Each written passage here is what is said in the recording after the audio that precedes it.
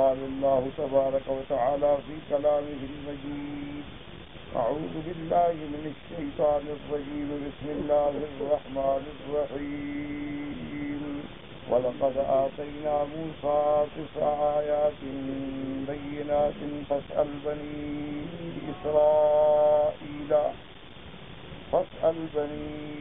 إسرائيل إذ جاءهم فقال له فرعون إني لأظنك يا موسى مسحورا قال لقد علمت ما أنزل هؤلاء إلا رب السماوات والأرض بصائر وإني لأظنك يا فرعون مسحورا فأراد أن يستفزهم من الأرض فأغرقناه ومن معه جميعا وقلنا من بعده لبني إسرائيل اسكنوا الأرض فإذا جاء وعد الآخرة جئنا بكم لفيفا.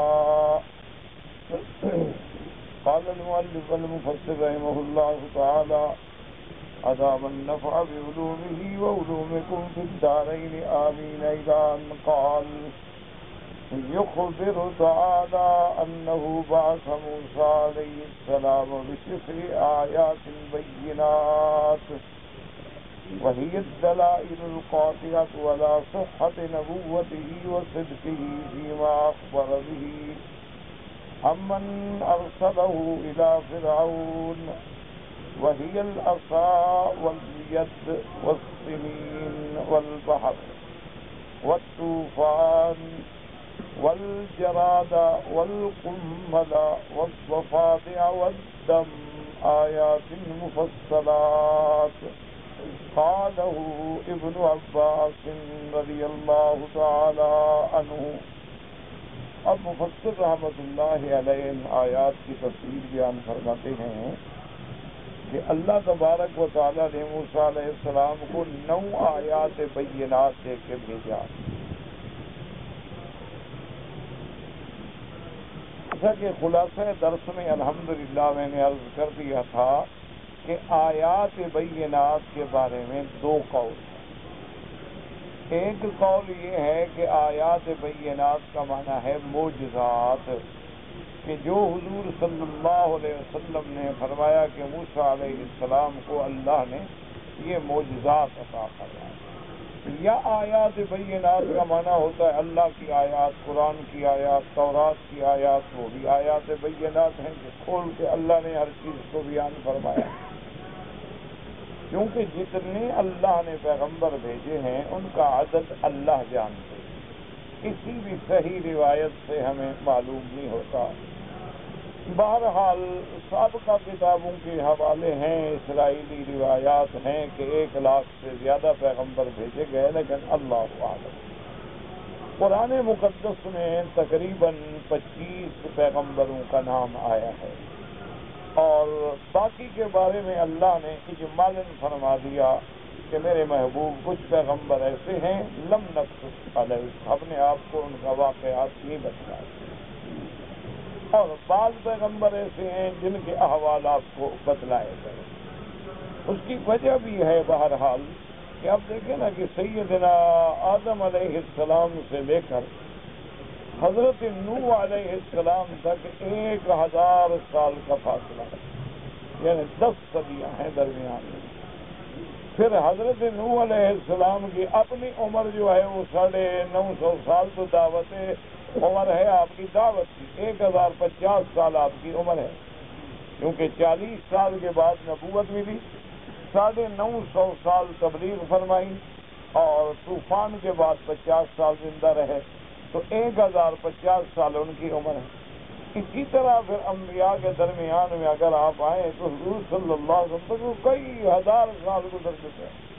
تو ان 1000 سالوں میں اللہ نے اتنے انبیاء بھیجے ہوں. آمنا باللہ، کیونکہ ہمارا ایمان یہ ہے کہ تمام انبیاء جو اللہ نے بھیجے وہ برحق ہیں، لا نفرق بین احد من الرسل، ہم بالکل تفریق نہیں کرتے کہ کسی پیغمبر پہ ایمان لائیں اور کسی پیغمبر پہ ایمان نہ لے آئیں۔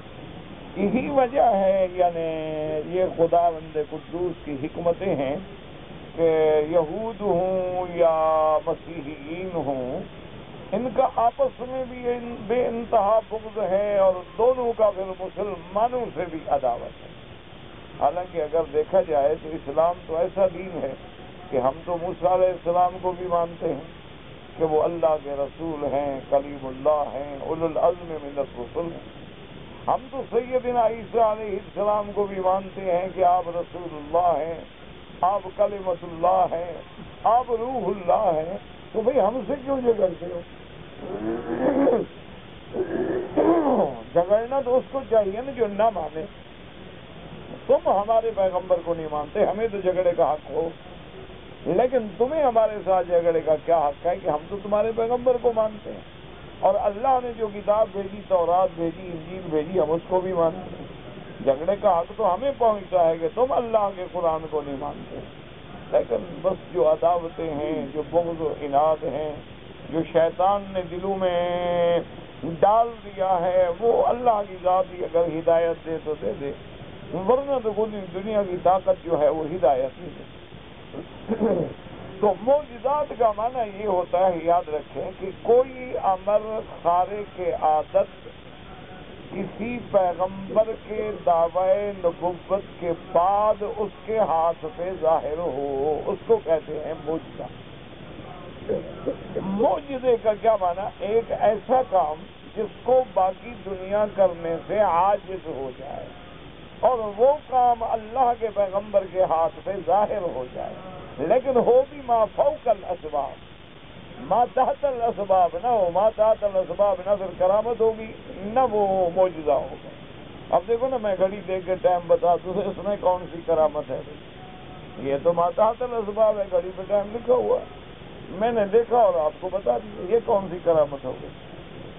کرامت کا معنی یا معجزے کا معنی یہ ہوتا ہے کہ وہ امر خارق عادت ما فوق الاسباب اللہ کے نبی کے ہاتھ میں ظاہر ہو تو وہ معجزہ ہے، اور اللہ کے ولی کے ہاتھ میں ظاہر ہو تو وہ کرامت۔ اب دیکھو نا، اب مثلا ہوائی جہاز تو اب بھی اڑتے ہیں، اور بڑے بڑے عجیب قسم کے جہاز ہیں، سواری والے جہاز ہیں، مال بردار جہاز ہیں، جنگی جہاز ہیں، ان کے انواع ہیں، اقسام ہیں جن کو ہم جانتے بھی نہیں، ہمیں تو نام بھی ان کے نہیں آتے، لیکن ان کو کوئی کرامت نہیں کہے گا دیکھو گے جی ہوائی جہاز اڑ رہا ہے، یہ کوئی کیوں؟ یہ تو بات الاسباب چیزیں ہیں کہ ہوائی جہاز بنائے گئے، ان میں انجن رکھے گئے، ان کے لیے رن وے بنائے گئے، ان کے پر بنائے گئے، ان کو اڑنے کے لیے ایندھن دیا گیا، طاقت دی گئی، یہ تو بات الاسباب چیزیں ہیں، یہ کرامت نہیں ہے۔ معجزہ یہ ہے کہ سلیمان علیہ السلام ایک تخت پہ بیٹھے ہیں، نہ انجن ہے، نہ چلانے کے لیے کسی کیپٹن کی ضرورت ہے، نہ عملے کی ضرورت ہے، نہ فیول ہے، نہ تیل ہے، نہ پٹرول ہے، نہ ڈیزل ہے، نہ رن وے ہے، ہوا کو حکم دیتے ہیں وہ لے کے اڑ پڑتے۔ یہ معجزہ کہ غدوها شہر ورواحها شہر، کہ صبح کو اڑتے دوپہر تک 1 مہینے کا سفر طے ہوتا ہے، شام کو حضرت آرام فرما کے اڑتے تو شام تک پھر 1 مہینے کا سفر طے ہو جاتا، صرف ہوا ایسا کرنا رہی، اللہ نے ہوا کو تابع کر دیا، حکم دیا، ہوا چل پڑی اور اس کو اٹھا کے لے گئی، اور وہ بھی کوئی چھوٹا سا تخت نہیں تھا، بلکہ کتب اسرائیلیہ میں یہ آتا ہے کہ اس تخت پہ بیک وقت 4000 آدمیوں کی کرسی ہوتی تھی، یعنی 4000 آدمی بیٹھتے تھے حضرت سلیمان علیہ السلام گرد گرد، جن میں انسان بھی تھے، جن میں جنات بھی تھے، ان کے نمائندے ہوتے تھے، اور حضرت سلیمان علیہ السلام اپنے تخت سے متمکن ہیں۔ تو یہ معجزہ ہے کہ بھائی تخت کا ہوا میں اڑنا اور بغیر کسی اسباب کے، اس کو کہتے ہیں معجزہ۔ یہ اللہ تبارک و تعالی معجزہ کیوں دیتے ہیں؟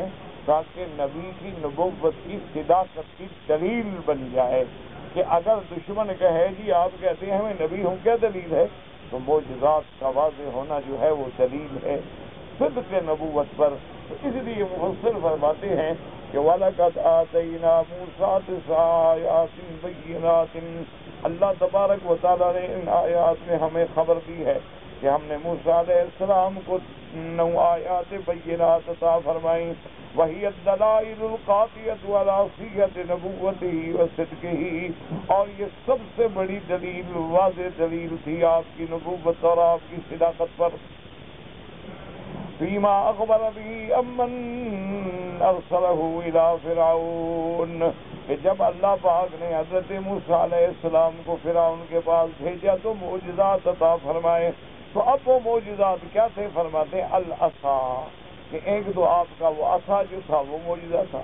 والید یعنی الید البیضاء، کہ حضرت موسیٰ علیہ السلام اپنے ہاتھ مبارک کو ایسے بغل میں رکھتے اور پھر جب یوں ظاہر کرتے تو سورج کی طرح روشن ہو جاتا، اس سے نور کی شعاعیں نکلتی، اور پھر رکھتے تو پھر اپنی اصلی حالت پہ آ جاتا.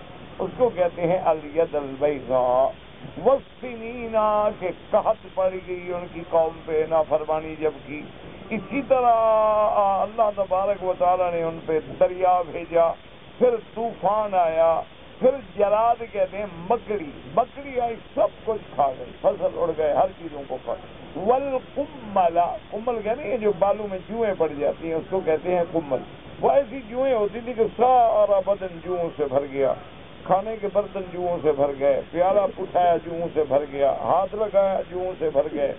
والضفادع، اور اللہ پاک نے ان پر ایک عذاب بھیجا کہ مینڈک پیدا ہو گئے. کہ اب جناب وہ مٹکا رکھتے ہیں پانی کا، جب پانی نکالتے ہیں مینڈک نکل گیا، وطک کے آ رہے ہیں. گلاس پانی کا بھرتے ہیں مینڈک نکل آتا ہے، کھانا رکھتے ہیں مینڈک نکل آتا ہے. تو یہ اللہ کا عذاب آیا. والدم، اور پھر ایک عذاب یہ آیا کہ ہر چیز میں خون آ جاتا تھا. یعنی اگر انہوں نے پیالہ بھرا پانی پینے کے لیے سارا خون سے بھر گیا، تو یہ بھی اللہ کا ایک عذاب آیا. تو یہ وہ نشانیاں ہیں. حضرت ابن عباس فرماتے ہیں کہ آیات بینات سے مراد جو ہیں یہ دلائل قاطعہ ہیں. وقال محمد بن کعب یزید والعصا والخمس فی الاعراف والتمس والحجر. اب اس کے بعد فرماتے ہیں حضرت محمد بن کعب کہ اس سے مراد وہی معجزات ہیں، یعنی آپ کو ید، آپ کو ہاتھ مبارک اور عصا دیا گیا، اور سورۃ الاعراف میں بھی ان کا ذکر ہے. اور اسی طرح ان کو ان کی چہرے جو تھے وہ ان پہ عذاب آیا کہ وہ چہرے بگڑ گئے، اور اسی طرح ان پہ پتھر بھی برسائے گئے. وقال ابن عباس ايضا ومجاهد واكرمه والشعبي وقتادة يده وعصاه والسنين ونكس الثمرات. حضرت ابن عباس کا ایک قول مبارک یہ بھی ہے، حضرت مجاہد، حضرت اکرمہ ان کا بھی، حضرت شعبی اور حضرت قتادہ کا بھی ایک قول مبارک ہے کہ اس سے مراد جو ہے کیا ہے، وہی معجزات ہیں. یعنی آپ کا ہاتھ، عصا اور قحط و نقص الثمرات، اور پھلوں میں نقصان، والطوفان والجراد والقمل والضفادع والدم. وهذا القول ظاہر جلی حسن قوی. اب مفسر رحمۃ اللہ علیہ فرماتے ہیں کہ ظاہر بات یہی ہے، اور یہی قول جو ہے زیادہ مجھے واضح، زیادہ قوی اور زیادہ بہتر نظر آتا ہے. وجعل الحسن البصری رحمہ اللہ تعالی السنین ونقص الثمرات واحدۃ. حضرت حسن بصری رحمۃ اللہ علیہ فرماتے ہیں کہ قحط اور ثمرات میں کمی ایک چیز ہے، کیونکہ ثمرات میں کمی ہی تو قحط ہوتی ہے. کہ جب آدمی کو پھل ہی نہ ملے، گندم ہی نہ ملے، سبزی، تو قحط کا معنی ہی یہی ہوتا ہے. وَإِنَّهُ أَنَّ التَّعْصِيَةَ هِيَ تَلَقُّفُ الْعَصَا مَا يَأْفِكُونَ. حضرت حسن بصری فرماتی ہیں کہ ایک تو عصا تھا نا، اور ایک اس کا وہ معجزہ کہ جب آپ نے ڈالا تو سارے ان کے سانپ جو تھے ان کو نگل جانا، یہ الگ معجزہ تھا. فَاسْتَكْبَرُوا وَكَانُوا قَوْمًا مُجْرِمِينَ. یاد رکھو کہ دراصل یہ محدثین کا اور مفسرین کا اور علماء اسلام کا ایک ذوق ہوتا ہے، اپنا اپنا ایک محبت ہے، ذوق ہے. اب دیکھو نا جی، بعض علماء فرما دیں گے کہ آپ کو اللہ نے عصا دیا، یہ معجزہ ہے، اور بعض علماء نے محبت میں آ کر مزید اس کو کھولا. انہوں نے فرمایا کہ بھائی بالکل عصا جو ہے معجزہ ہے، کہ آپ لکڑی کو پھینکتے سانپ بن جاتا، یہ معجزہ ہے. پھر سانپ پکڑے اور لکڑی بن جائے تو یہ دوسرا معجزہ ہے۔ بعض علماء یوں شمار ہے، بات کو سمجھا کریں۔ آپ دیکھیں نا، جیسے ہمارا ایمان ہے سرکار دو جہاں کو معراج ہوا، آمنا باللہ، اللہ کے قرآن میں ہے، صحیح احادیث میں ہے، اور جس کا کوئی منکر نہیں ماں سوا کافروں کے، کہ حضور کا معراج جو ہے وہ برحق ہے۔ لیکن بعد جو حضور سے محبت رکھنے والے لوگ ہیں، جن کا مقام عشق ہے، ان کا پھر اپنا اپنا ایک ذوق ہوتا ہے۔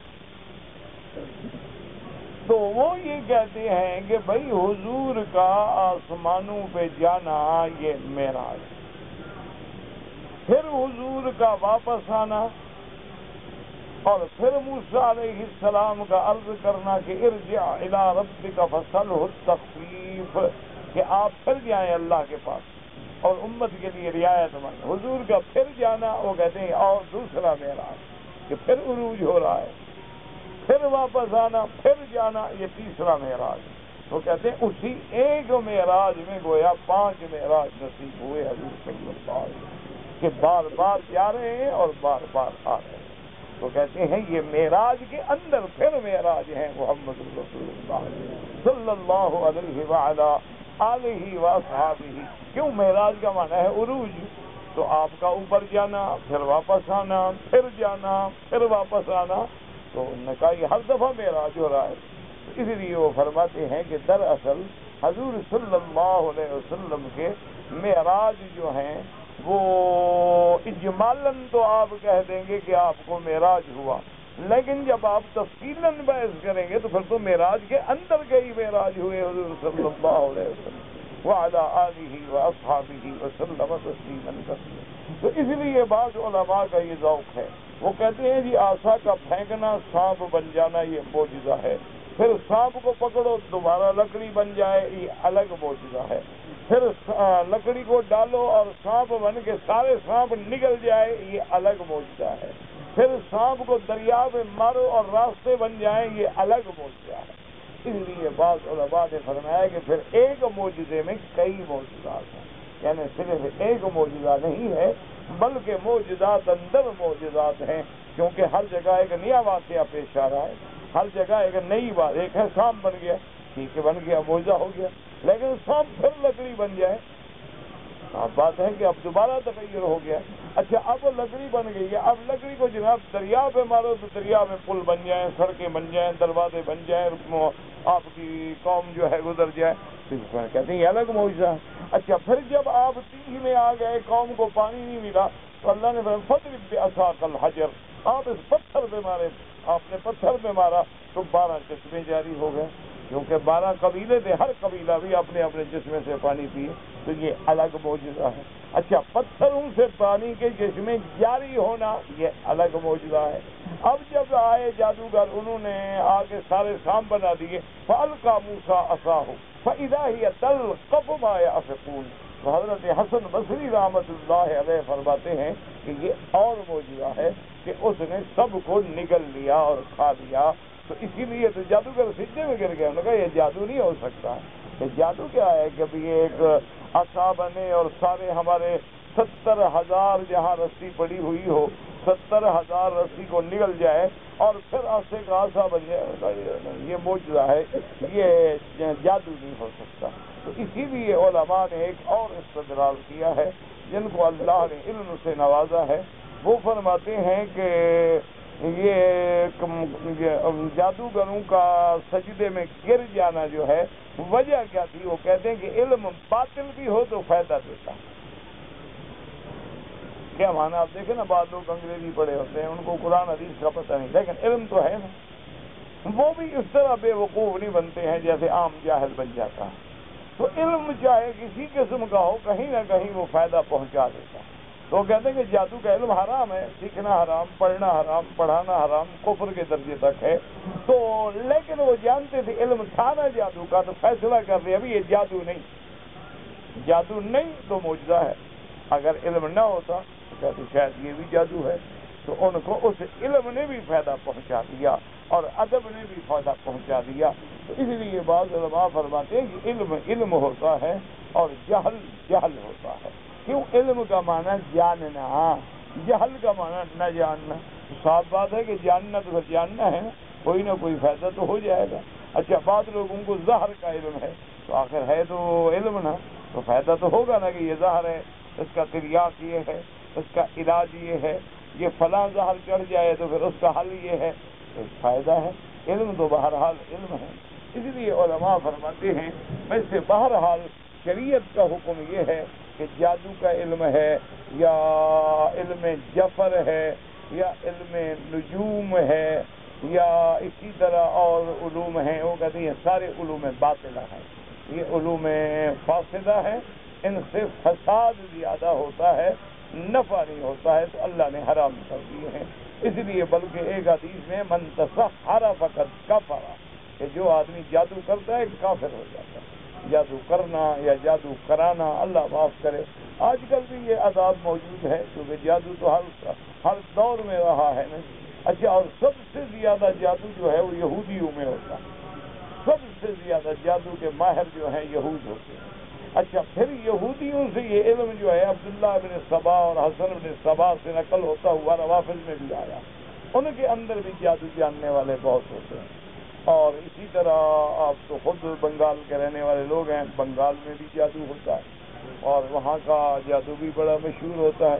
اکثر بنگال کے علاقوں میں اب بھی جادوگر ملتے ہیں، نعوذ باللہ ثم نعوذ باللہ. اللہ ان کے فتنوں سے محفوظ رکھے، اللہ ان کے شر سے محفوظ رکھے، اللہ ان کے قید اور مکر سے محفوظ رکھے. باقی جادو بھی ایک ایسا بے حیا چیز ہے، جیسے حضور نے فرمایا نا کہ بچھو بڑا بے حیا ہوتا ہے، کہ نہ کسی نبی سے حیا کرتا ہے نہ ولی سے حیا کرتا ہے. بچھو ہے نا جی، کہتے ہیں نا بابا بچھو ہے نا تمہاری عادت نہیں جاتی ڈنگ مارنے، تو بچھو نے ڈنگ مارنا ہے، آگے نہیں دیکھتا کہ ولی کا ہاتھ ہے یا نبی کا ہاتھ ہے. اسی طرح یہ جادو بھی ملعون چیز ہے، یہ بھی نہیں دیکھتا کہ ولی ہے یا پیغمبر ہے، اس میں بھی جادو ہو جاتا ہے. حضور صلی اللہ علیہ وسلم بھی جادو ہو گیا تو اور کسی کی کیا طاقت ہے. یعنی امام الانبیاء اور ہر وقت وضو میں رہنے والے پاک نبی، ہر وقت اللہ کا ذکر زبان پہ ہے، لیکن جادو ہو گیا. لبید ابن العاصم یہودی تھا، اس کی 2 بیٹیوں نے حضور پہ جادو کیا، وہ تو ناکام ہو گئی، جادو نہ چلا. پھر لبید ابن العاصم بدبخت نے خود جادو کیا تو اس کا اثر ہو گیا حضور صلی اللہ علیہ وسلم. لیکن اللہ کی شان یہ ہے کہ اس جادو کا اثر یہ تھا کہ دین کے معاملے میں تو کوئی اثر نہیں تھا. یعنی حضور نماز پڑھا رہے ہیں، قرآن پڑھا رہے ہیں، تلاوت فرما رہے ہیں، تبلیغ فرما رہے ہیں، بالکل اس میں کوئی اثر نہیں. لیکن ذاتی معاملات میں اثر ہو گیا کہ حضور صلی اللہ علیہ وسلم کھانا نہیں کھا رہے، پانی نہیں پی رہے، بیویوں سے ملاقات، بات، ملنا وہ ختم ہو گیا. اب بیویاں کہتی ہیں ہم نے کوئی چیز آگے پیش کر دی تو حضور نے ایک آدھا نوالہ لے لیا، نہیں کی تو کبھی حضور نے مانگا نہیں، اور حضور پہ حزن غم کے آثار ہو گئے. اپنی ازواج مطہرات کے قریب جانا، وہ قوت مردمی پہ اثر ہو گیا. تو ان چیزوں کا اثر ہوا، لیکن دین کے معاملے میں اللہ نے محفوظ رکھا کہ نماز میں، قرآن میں، دعوت میں، تبلیغ میں اثر نہیں ہوا. پھر حضور صلی اللہ علیہ وسلم سو رہے تھے تو اللہ تبارک و تعالیٰ نے فرشتوں کو بھیجا، تو حضرت جبریل علیہ السلام جو ہیں وہ آپ کے سرانے کی طرف سے تھے اور 2 فرشتے پاؤں کی طرف سے تھے. اب انہوں نے سوال جواب شروع کیا کہ ما بہذا الرجل، آپ کو کیا تکلیف ہے؟ تو جبریل نے کہا مطبوبن، آپ پہ جادو ہے. سوال جواب کے ذریعے حضور کو بتلایا جا رہا ہے کہ آپ پہ جادو. تو اس نے کہا کہ کس چیز میں جادو ہے؟ تو جبریل نے کہا فی مشکل وَأَنَّهَا فِي بِئْرٍ، کہ ایک کنواں ہے، ویران کنواں ہے، کنویں کے نیچے جو لکڑی ہوتی ہے اس کے نیچے وہ جادو دفن ہے. تو ساری علامات بتلائی گئی. ثم افاق رسول اللہ صلی اللہ علیہ وسلم، حضور پاک کی نیند مبارک کھل گئی آپ نے فوراً صحابہ کو بلایا، فرمایا چلو۔ صحابہ کو لے کر حضور صلی اللہ علیہ وسلم مدینہ منورہ میں اس مقام پہ پہنچے جہاں کی وہ جگہ حضور کو خواب میں دکھلائی گئی۔ حضور فرماتے ہیں کہ بڑی کلب شور والی زمین تھی، اور وہاں جو کھجور کے درخت کھڑے تھے ٹنڈ منڈ، کوئی ان پہ پھل نہیں، کچھ نہیں، کأنہم رؤوس الشیاطین، دور سے ایسے معلوم ہوتا تھا کہ کچھ جن کھڑے ہیں، شیطان کھڑے ہیں۔ اور ان کے درمیان میں ایک پرانا کنواں تھا، اس کنویں کے نیچے وہ لکڑی تھی، اس لکڑی کے نیچے اس کو دفن کیا گیا تھا۔ جادو، یہ جادوگر بڑے خبیث ہوتے ہیں، بڑے ملعون ہوتے ہیں، اللہ معاف کرے۔ دیکھو کہاں جا کے دفن کیا۔ وہ ایک پیر تھا، پتہ نہیں اب زندہ ہے یا مر گیا ہے، اللہ عالم۔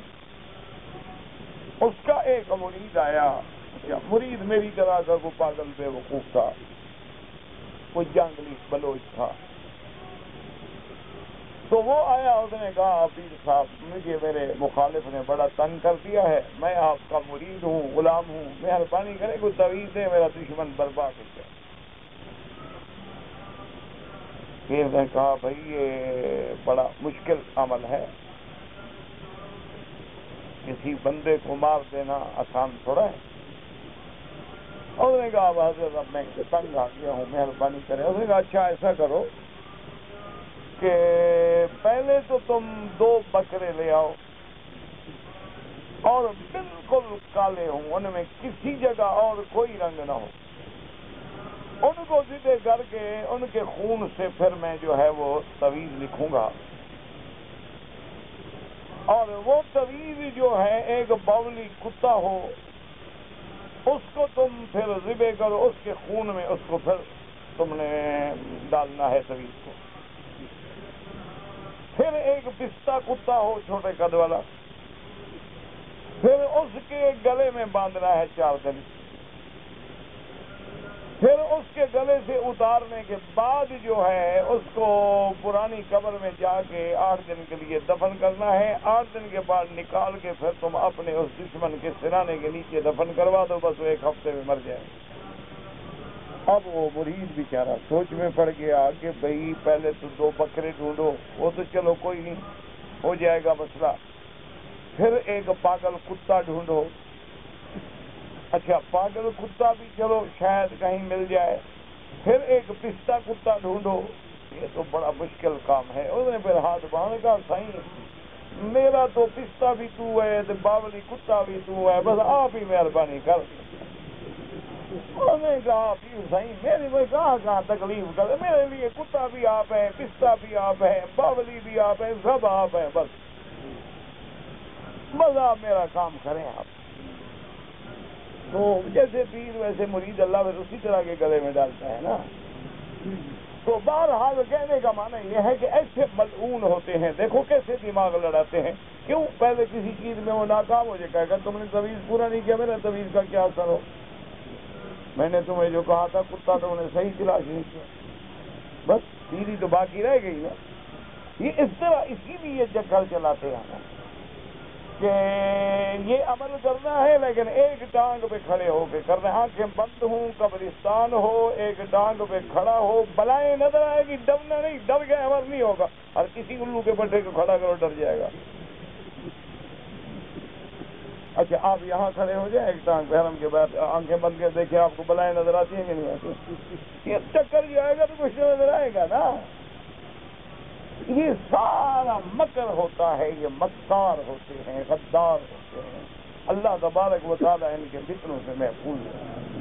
جو صحیح معنی میں اولیاء اللہ ہوتے ہیں وہ دعا بتلائے گا، صحیح معنی میں اولیاء اللہ ہوتے ہیں وہ اسماء اللہ الحسنہ بتلائے گا، بھی اللہ کا فلاں نام ہے بیٹا پڑھا کرو، بس اللہ تیری مشکل اسی میں حل کر دے۔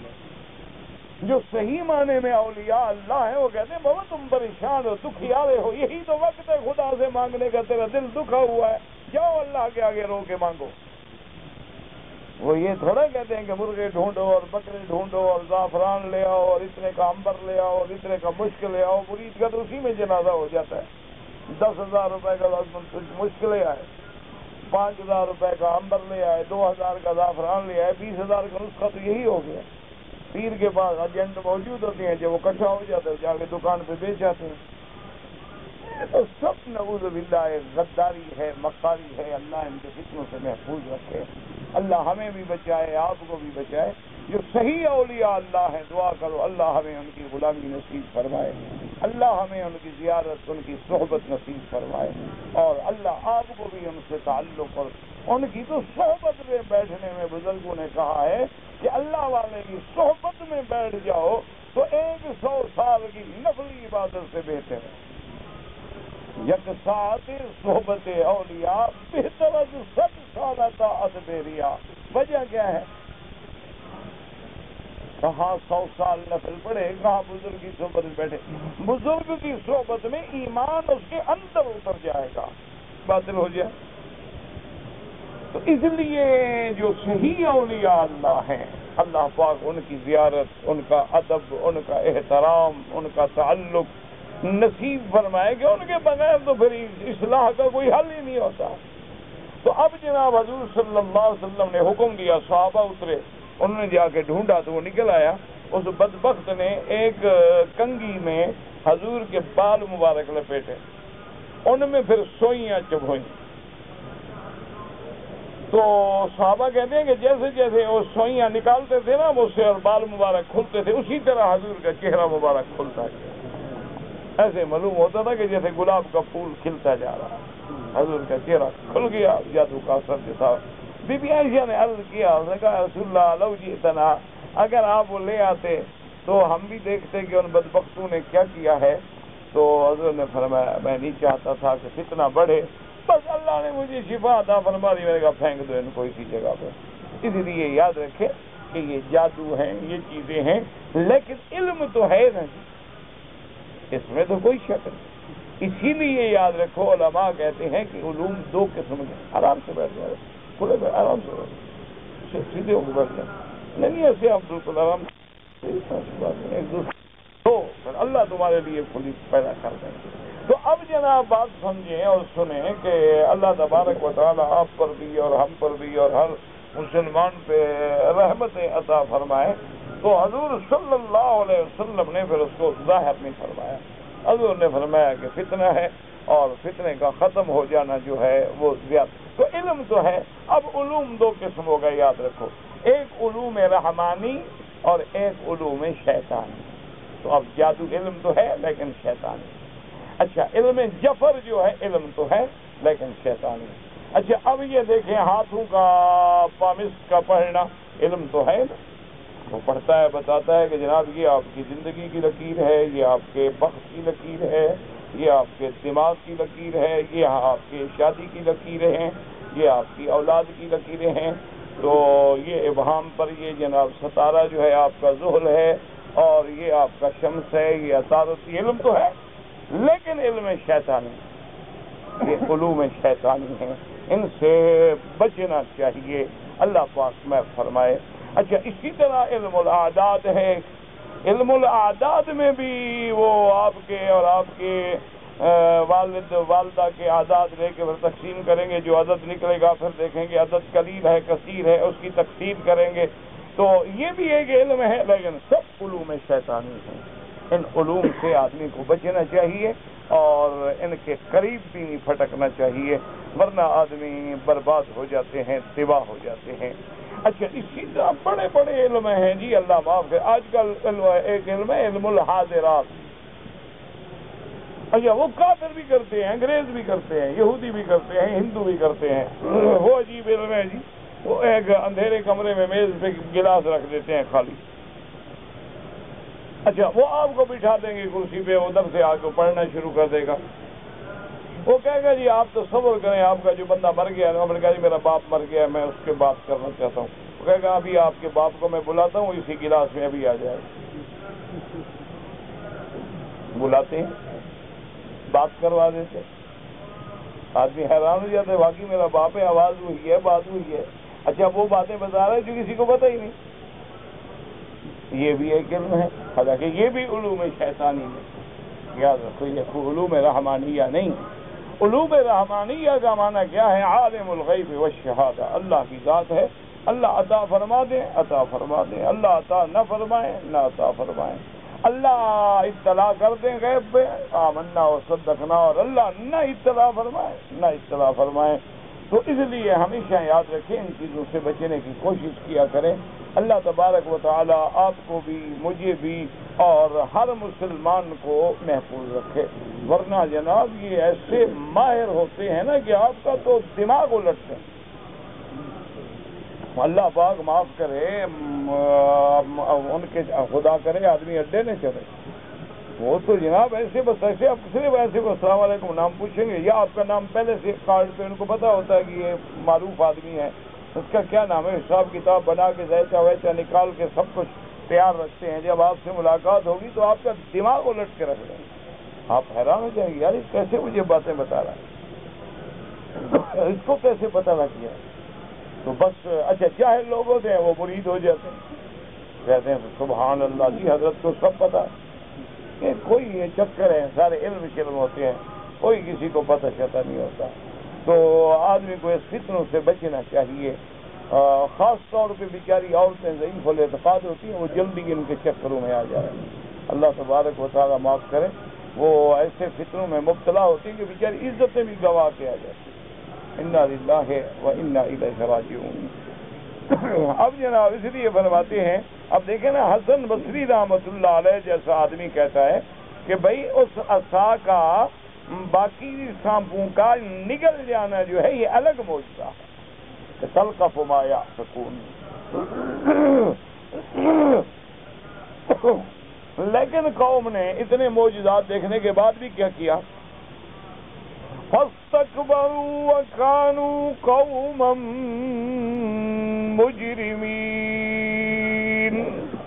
اللہ نے فرمایا اس کے باوجود بھی وہ تکبر میں پڑ گئے کہ اتنی نشانیاں دیکھنے پر بھی وہ ایمان نہ لے آئے۔ وَمَا هَٰذِهِ الْآيَاتُ الشَّاهِدَةُ لَا كَفَرُوا بِهَا وَجَحَدُوا بِهَا وَاسْتَيْقَنَتْهَا أَنفُسُهُمْ ظُلْمًا وَعُلُوًّا۔ انہوں نے یہ بڑی بڑی نشانیاں دیکھی، اپنے آنکھوں سے معجزات دیکھے، لیکن پھر بھی حضرت موسیٰ علیہ السلام کی نبوت کا انکار کیا، رسالت کا انکار کیا، اور اپنے نفس پہ انہوں نے تکبر اور ظلم جو تھا اس کو یقینی لازم کر لیا۔ وما نجات فیہم فکذالک لوجبنا ہؤلاء الذین سألوا منک ما سألوا وقالوا لن نؤمن لک حتی تفجر لنا من الارض ینبوعا۔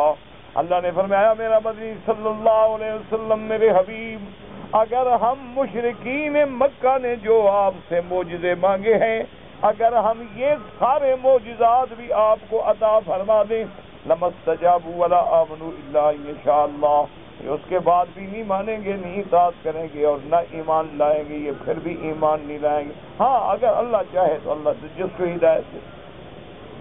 کما قال فرعون لموسیٰ علیہ السلام وقد شاہد منہ ما شاہد من هذه الآیات وإنی لأظنک یا موسیٰ مسحورا۔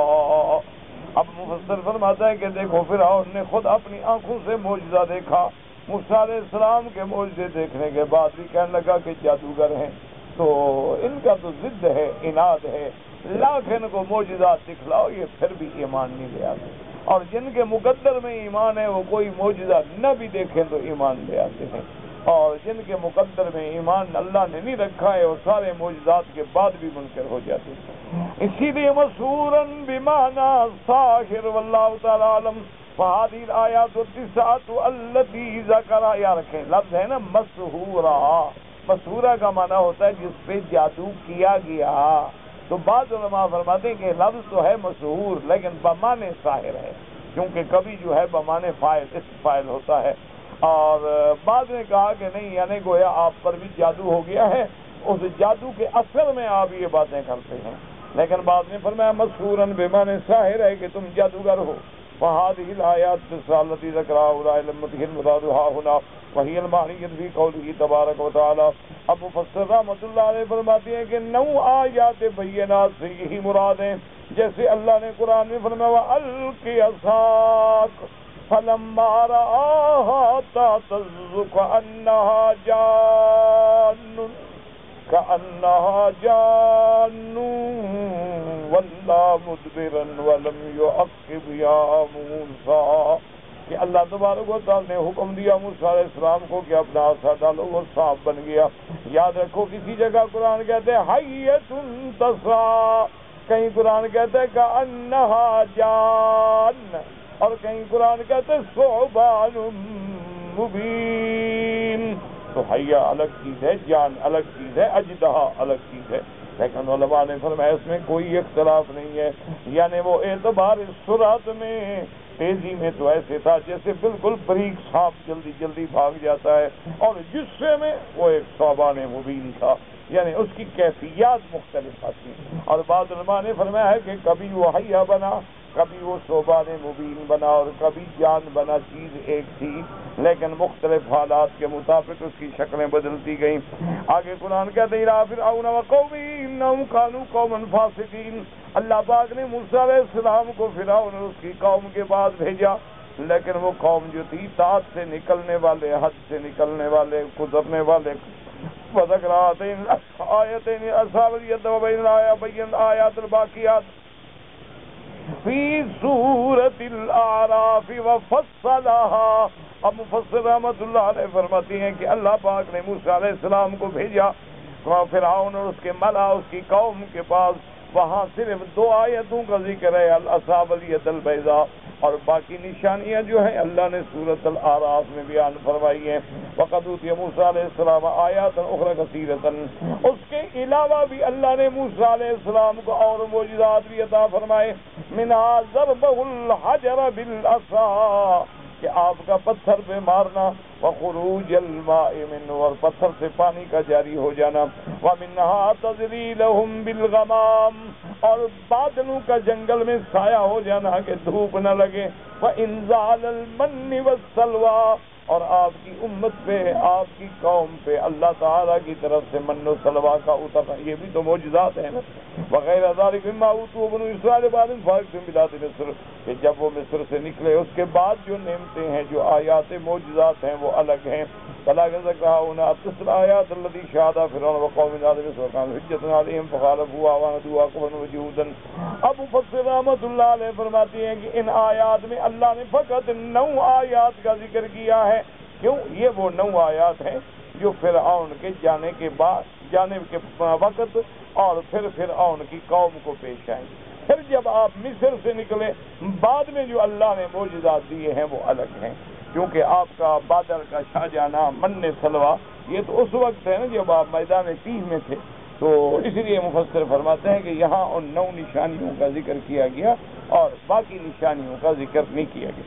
فأما الحديث الذي رواه الإمام أحمد حدثنا يزيد قال حدثنا شعبة عن عمرو بن مرة قال سمعت عبد الله بن سلمة يحدث عن صفوان بن أسعد المرادي رضي الله تعالى عنه قال يهودي لصاحبه اذهب بنا. اب یہ وہ دوسرا قول ہے، یاد رکھو جو میں نے عرض کیا تھا خلاصہ درس میں، کہ ایک تو یہی تھا نا کہ آیات سے مراد معجزات، اور ایک یہ تھا کہ آیات سے مراد اللہ کے قرآن کے احکامات. آیات بینات ہیں جو اللہ نے تورات میں بھی حکم دیے اور قرآن میں بھی حکم دیے. تو یہ روایت نقل فرماتی ہے کہ ایک یہودی نے اپنے ساتھی سے کہا کہ اذهب بنا الى هذا النبی صلی اللہ علیہ وسلم، کہ آپ چلو میرے ساتھ یار حضور کے پاس چلتے ہیں، پوچھتے ہیں. حتی نظرنا هذه الآیات وقداتنا موسیٰ 9 آیات بینات، کیا کہ پوچھتے ہیں کہ حضور یہ 9 آیات کون سی نشانیاں ہیں؟ وہ کہنے لگا لا تقل له نبی، کہنے لگا بھائی تم کیا کہہ رہے ہو؟ اذهب الى هذا النبی، مانا نبی تو مان رہے ہو نا، آپ تو نبی نہ کہو تو آپ سن لیں گے کہ ہم نبی مانتے ہیں، ہم تو آپ کا نبی ہیں، اتنا ہم دشمنی ہے. فإنه لو سمعك لصارت له 4 أعين، اگر حضور نے سن لیا کہ تم ان کو نبی کہہ رہے ہو تو آپ کی تو 4 آنکھیں ہو جائیں، کہ مانے خوش ہو جائیں، آپ کی تو تائید ہو گئی. یہ بدبخت ہمیں نبی مانتے ہیں. فَسَأَلَهُ وہ دونوں آئے حضور کی خدمت میں. آگے پوچھا حضور صلی اللہ علیہ وسلم سے کہ وہ 9 آیات سے کیا مراد ہے. فقال النبی صلی اللہ علیہ وسلم لا تشرکوا باللہ شیئا کہ پہلا حکم یہ ہے کہ شرک نہ کرو. ولا تسرقوا دوسرا حکم یہ ہے کہ چوری نہ کرو. تیسرا حکم یہ ہے ولا تزنوا زنا نہ کرو. ولا تقتلوا النفس التي حرم الله الا بالحق اور کسی مسلمان کسی کو بغیر حق کے قتل نہ کرو. اور اگر حق کا کیا معنی یعنی قتل کیا ہے تو قتل کیا جائے گا, شادی شدہ زانی ہے تو رجم کیا جائے گا. لیکن مسئلہ سمجھ لو اس کو بھی ہمیں قتل کرنے کا حق نہیں ہے, وقت کا حاکم قتل کرے. اگر ہر آدمی اپنا بدلہ خود لینا شروع کر تو زمین میں فساد ہو جائے. وہ اجازت شریعت نہیں دیتی. ہمارا کام ہے ہم محاکم کو سپرد کریں, وہ فیصلہ کریں گے. اس لیے فرمایا اس کے بعد فرماتے ہیں ولا تسحروا اور جادو نہ کرو. اللہ نے یہ بھی حرام کیا. ولا تأکلوا الربا سود نہ کھاؤ. ولا تمشوا ببریء الی ذی سلطان لیقتلہ اور کسی بے گناہ کو مقدمے میں پھنسا کے قتل نہ کرایا کرو کہ حاکم کے پاس جاؤ جی یہ قاتل ہے اور ایسا ہے اور ایسا تھا کہ اس کو سزائے موت ہو جائے. ولا تقذفوا محسنۃ اور کسی پاک باز عورت پہ کبھی تہمت نہ لگاؤ زنا کی. او قال لا تفروا من الضعف اور جب دشمن سے جہاد ہو قتال ہو لڑائی ہو تو پشت دے کے نہ پھرا کرو کیونکہ پھر یہ گناہ کبیرہ ہے کہ اب اگر دشمن سے میدان میں ٹکرانا ہو گیا تو پھر اللہ کے راستے میں مر جاؤ.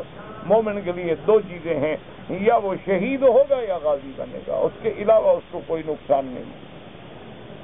اور اس کے بعد انہوں نے فرمایا وَأَنْتُمْ يَا يَهُودُ عَلَيْكُمْ خَاصَّةً أَلَّا تَعْدُوا فِي السَّبْتِ اور حضور نے فرمایا اے یہودیو تمہارے لیے اللہ نے یہ بھی حکم دیا تھا تورات میں کہ تم ہفتے والے دن شکار نہ کیا کرو, ہفتے والے دن مچھلی نہ پکڑا کرو, زیادتی نہ کیا کرو. جب حضور پاک نے فرمایا فَقَبَّلَا يَدَيْهِ وَرِجْلَيْهِ ان دونوں نے حضور کے ہاتھوں کو بھی بوسہ دیا اور پاؤں کو بھی بوسہ دیا. فَقَالَ أَنَشْهَدُ أَنَّكَ نَبِيٌّ اور کہنے لگے ہم دونوں گواہی دیتی ہیں کہ آپ اللہ کے سچے نبی ہیں. ورنہ آپ کو کیا پتا کہ تورات میں یہ چیزیں لکھی ہوئی ہیں. صاف بات ہے کہ اللہ نے آپ پر وحی بھیجی ہے. قَالَ فَمَا يَمْنَعُكُمَا أَن تَتَّبِعَانِي قَالَ لِأَنَّ دَاوُودَ عَلَيْهِ السَّلَامَ دَعَا أَلَّا يَزَالَ مِن ذُرِّيَّتِهِ نَبِيٌّ وَإِنَّا نَخْشَىٰ إِنْ أَسْلَمْنَا أَن تَقْتُلَنَا يَهُودُ هذا حديث رواه هكذا الترمذي والنسائي بتفسير من طرق عن شعبة بن الحجاج به وقال الترمذي حسن صحيح. اب جناب مفسر رحمۃ اللہ علیہ فرماتے ہیں حضور پاک نے فرمایا کہ ظالموں جب تم یہ گواہی دیتے ہو میں اللہ کا نبی ہوں تو پھر میری اتباع کیوں نہیں کرتے ہو. کہنے لگے حضور 2 باتیں ہیں, ایک تو ہم یہودیوں سے ڈرتے ہیں کہ ہمیں قتل کر دیں گے اور دوسری بات یہ ہے کہ داؤد علیہ السلام نے دعا کی تھی کہ میری ذریت میں نبی ہوں تو ہم اسی کا انتظار کریں. آپ تو ذریت ابراہیم میں ہیں تو اسی لیے ہم آپ کو نہیں مانتے ورنہ آپ نبی تو ہیں تو اسی لیے ہم انکار کریں.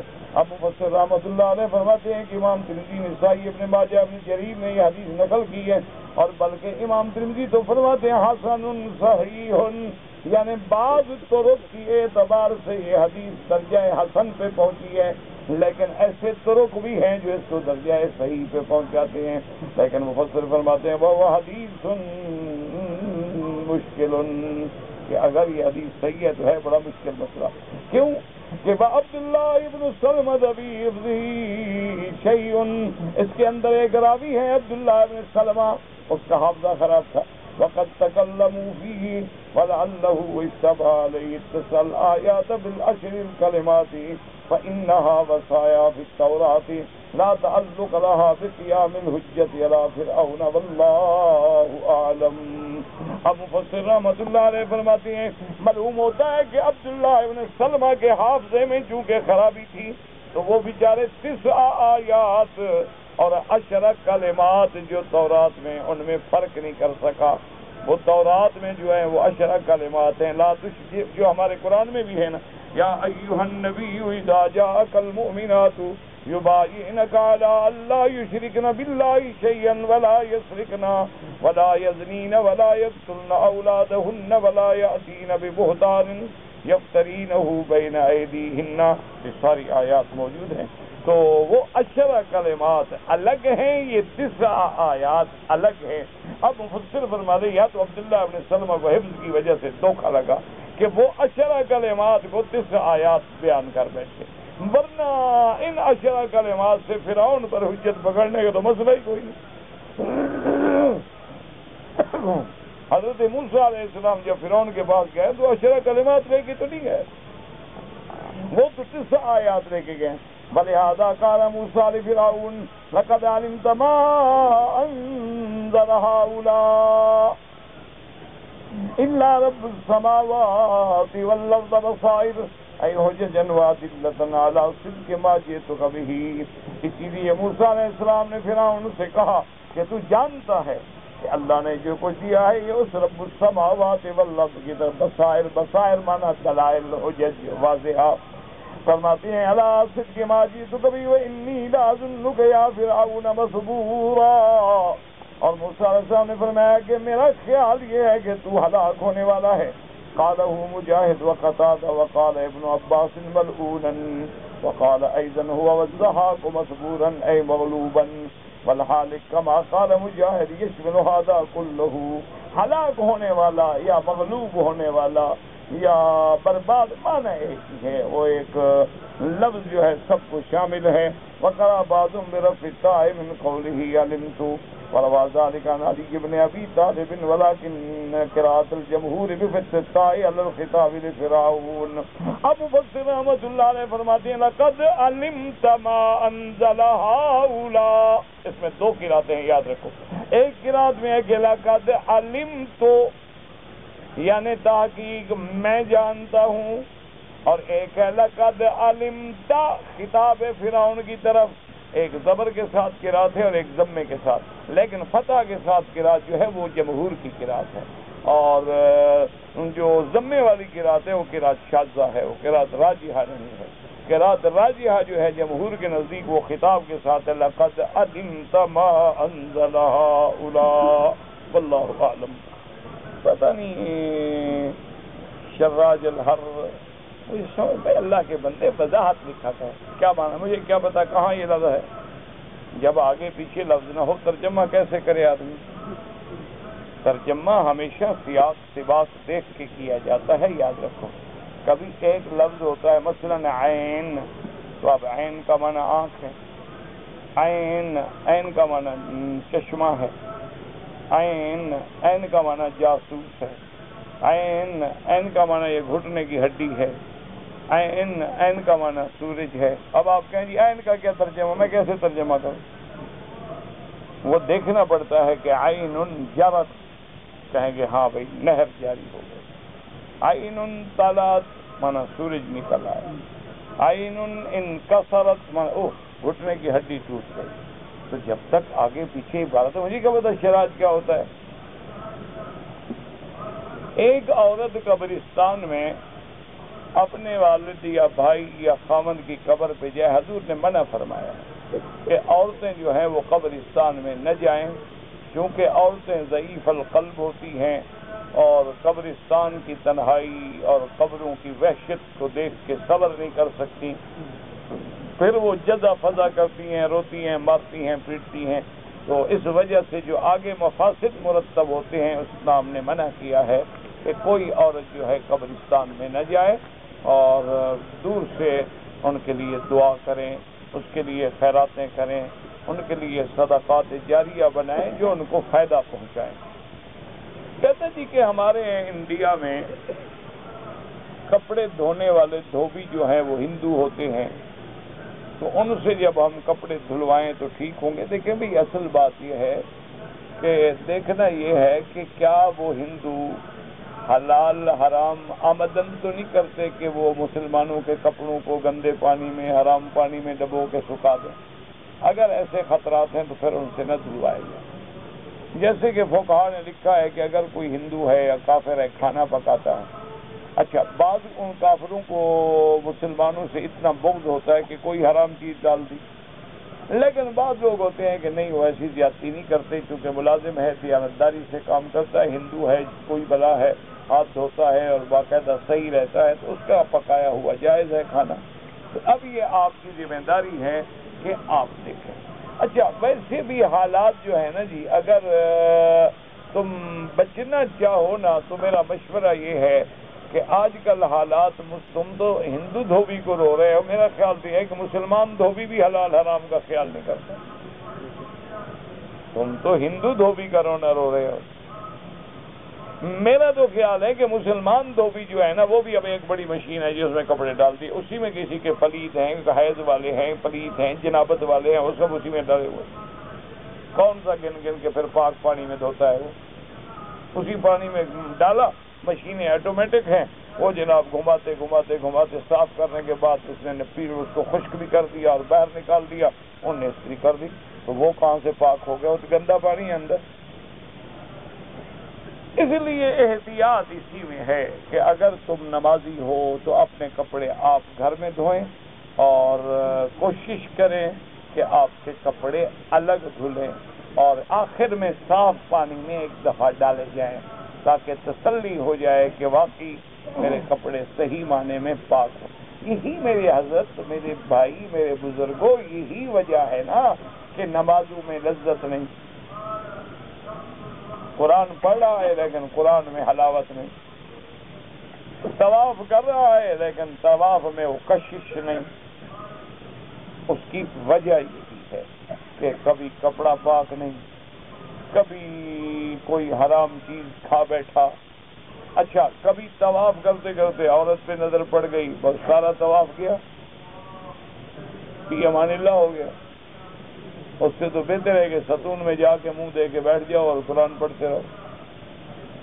کیوں؟ یہ وہ وجوہات ہیں جس سے ہماری عبادتیں قبول نہیں ہوتی، کیونکہ یہاں تو دنیا کی عورت آتی ہے نا جی، ان میں جمال ہے، حسن ہے، ہمارے لیے تو امتحان ہے، تو لازمی بات ہے کہ ان چیزوں سے بچیں، اور سب سے بڑی چیز بد نظری سے بچیں۔ جس دن آپ نے نظر کو کنٹرول کر لیا نا، اسی دن انشاءاللہ دیکھو گے انقلاب آئے،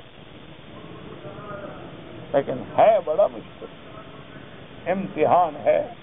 اب جناب اخبار کھولو، آگے اور سے اچھا ٹیلی ویژن پہ خبریں نہ سنو، وہ بھی گزارا نہیں ہوتا، آدمی کو عادت ہو جاتی ہے خبریں سننے کی، کہ آدمی کو روٹی نہ ملے تو گزارا ہو جاتا ہے، لیکن خبریں نہ سنے تو روٹی ہضم نہیں ہوتی، کیا کرے؟ تو اب جناب وہ آگے اناؤنسر جو ہے وہ جناب وہ بھی لڑکی ہے، عورت ہے، سر کھلا ہوا ہے، اب منہ ادھر کر کے بیٹھے رہتے ہیں، خبریں سنتے رہتے، کیا کریں؟ مجبوری ہے کہ خبروں کے بغیر کیسے آدمی زندہ رہے، اس کو پتہ ہی نہ ہو کیا ہو رہا ہے دنیا میں۔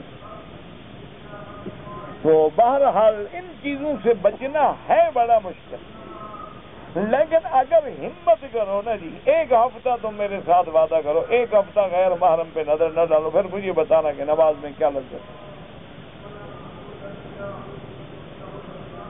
پھر مجھے بتانا کہ اب تمہیں طواف میں مزہ آتا ہے کہ نہیں آتا۔ بس نظریں نیچی رکھو، یغضوا من ابصارہم، بس۔ اسی لیے بزرگ تھے نا بعض، ان کا سبق ہوتا ہے، پہلا سبق یہی ہے کہ نظر بر قدم، پہلا سبق ہی وہ یہ دیتے ہیں کہ بابا اپنی نظر بر قدم، بس نظریں پاؤں پہ رکھو، ادھر ادھر نہ اٹھاؤ۔ بس یہ ایک ہفتہ اگر تم کنٹرول کر لو نا، پھر مجھے بتانا کہ اب تمہاری نماز کا کیا حال ہے۔ صرف ایک ہفتے کے لیے ٹیلی ویژن یہ بکواس سب پھینک دو، گھر میں کوئی تصویریں لگی ہوئی وہ بھی اٹھا کے باہر پھینکو، تاکہ فرشتے رحمت کے داخل ہی نہیں ہوتے جو ملعون تصویریں ہمارے گھر میں رکھی ہوئی۔ اچھا اور آج کل تو فیشن ہو گیا ہے، بڑے آدمی جو ہے نا ماشاءاللہ، وہ اپنے ڈرائنگ روم میں باقاعدہ اپنی شادی والی رات کی تصویر رکھتے ہیں، بیگم کی اور اپنی، تاکہ پورے فل میک اپ میں ہو نا، مہمان جو دیکھے پتہ لگے نا کہ اس کی بابی کیسی ہے، وہ بالکل شعلہ جوالا بنی ہوئی ہے، تب مزہ آئے نا دیکھنے میں۔ اب دیکھنے کا کیا؟ تو اپنی بیوی کو ہاتھ دکھانے کے لیے کہ دیکھو کیسا میں نے تیر مارا ہوا ہے، اور جس کو تم نے خود اوپن ایئر تھیٹر بنا دیا ہے، اس گند کو کوئی دیکھ کے کیا کرے گا؟ ایسے بے غیرت لوگ بھی ہیں اور کہتے ہیں بڑے آدمی ایٹیکیٹ، اچھا ایٹیکیٹ ہے بھائی تمہارا۔ اسی لیے اکبر الہ آبادی نے کہا تھا نا کہ اٹھا کر پھینک دو باہر گلی میں، نئی تہذیب کے انڈے ہیں گندے، ایسے تو نہیں کہہ گیا تھا۔ جو لوگ بیوی دوسروں کو دکھا کے خوش ہوتے ہوں، ایسا دیوس آپ نے دیکھا ہے؟ حضور نے فرمایا دیوس کو جنت کی خوشبو بھی نہیں آئے گی۔ اس سے بڑا بے غیرت دیوس ملعون کوئی ہوگا جو اپنی بیوی کا فوٹو ڈرائنگ روم میں رکھے کہ ہر آنے جانے والا دیکھے۔ انا للہ و انا الیہ راجعون۔ کہتے ہیں جی مولوی بڑے تنگ نظر ہیں، نہیں جی ہم کیا کریں گے تنگ نظری، تم بیوی کو لے کے سڑکوں پہ چلے جاؤ، ہمیں کیا ہے؟ ہم تو مسئلہ بتا رہے ہیں تمہیں، کوئی پکڑ تھوڑے رہے ہیں تمہیں۔ کل بالکل جی لے جاؤ، دیکھا نہیں ماشاءاللہ تم نے کہ ادھر پاکستانی پرچم ہے، ادھر انڈیا کا پرچم ہے، سر ننگا ہے، عورتیں جناب میچ میں بیٹھے، نوجوان بیٹی۔ انا للہ و انا الیہ راجعون۔ بس باقی یہ درمیان میں یہی ناک والی لکیر ہے، کبھی جب ناک کٹ گیا تو ٹھیک ہو جائے گا مسئلہ۔ جو مغز سے لاگے دھلے ہوئے کپڑے ہیں وہ پاک ہوتے ہیں انشاءاللہ۔ میں نے تو بتایا ہے کہ احتیاط اسی میں ہے کہ کوئی اعتبار نہیں۔ ٹیسٹ ٹیوب بیبی کے بارے میں اگر نطفہ اب میاں بیوی کا ہے پھر ٹھیک ہے، نطفہ کسی دوسرے سے حاصل کیا گیا ہے تو ناجائز۔ کیا معنی ہے؟ یعنی میاں بیوی کا دونوں کا نطفہ ہے، اسی کو انہوں نے ٹیوب میں ڈالا ہے، ٹھیک ہے۔ ایک جن ہے اور وہ کافر ہے، 24 گھنٹے تنگ کرتا ہے، تو میں کیا کر سکتا ہوں بھائی؟ کوئی بھوت تلاش کرو جس جن کو نکالے بھائی، جن سے کو بڑا زور والا ڈھونڈو نا، میں تو کمزور بندہ ہوں، میں تو اس کو دیکھ کے ویسے ڈر جاؤں گا تو کروں گا کیا؟ بہرحال سورۃ البقرہ جو ہے نا جی، اللہ کے قرآن کی سورۃ البقرہ پڑھ